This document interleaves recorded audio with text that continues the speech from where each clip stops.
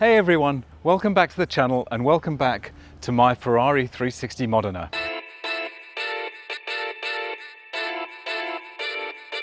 If you're new to the channel, thanks for stopping by. I really hope you enjoy it.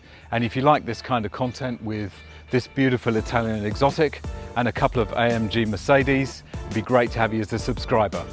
So in this video, I'm going to talk about my thoughts and my predictions for prices for 360s in the future and how they might actually be coming true. So in a video I made recently, which I'll link to up here, I took the Ferrari out for a quick drive and we talked and chewed the fat about various things, and one of them was the fact that the 360 is the most affordable modern era Ferrari post 2000 that you can buy.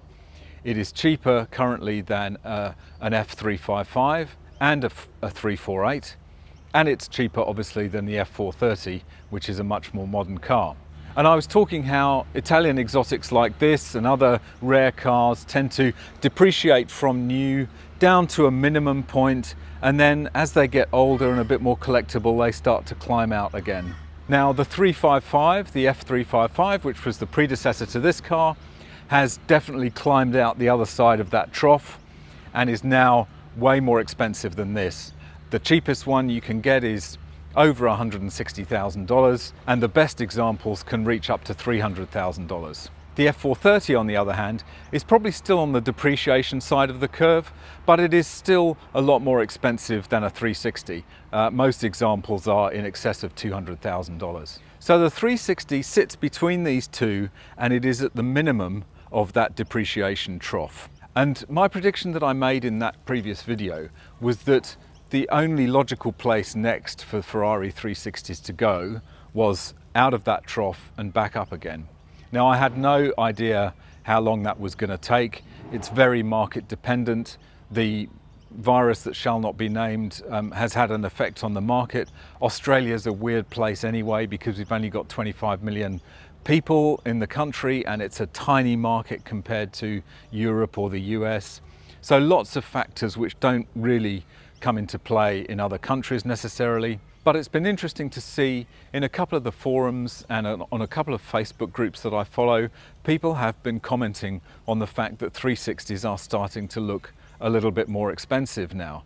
That might just be optimistic sellers who are pricing them high, but I do know for a fact that a yellow Spider was sold at the Classic Throttle shop for over $200,000. Now that's crazy money for a 360 given recent history.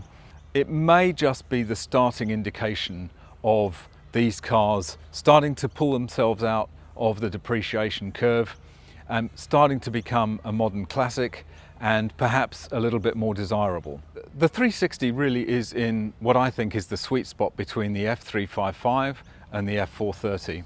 The F355 is a far more difficult car to own.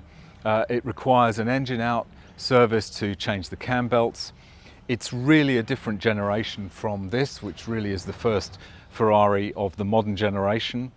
And similarly, I think the F430 doesn't look as pure as the 360. I think the shape of the 360 is timeless, whereas I think the F430, which is heavily based on the 360, just doesn't quite hang together as well as the 360. I'm biased, I've got a 360 of course, but I just think that is probably the case. I think this car is not going to be at the forefront of that rise. It's a UK import, it's an F1 transmission, it's not a Spider, but I think the general value of 360s can only go up as it climbs out of that depreciation trough. Anyway, I hope you found this video interesting. Let me know in the comments what you think, where you think these prices might go, what you think of my theory.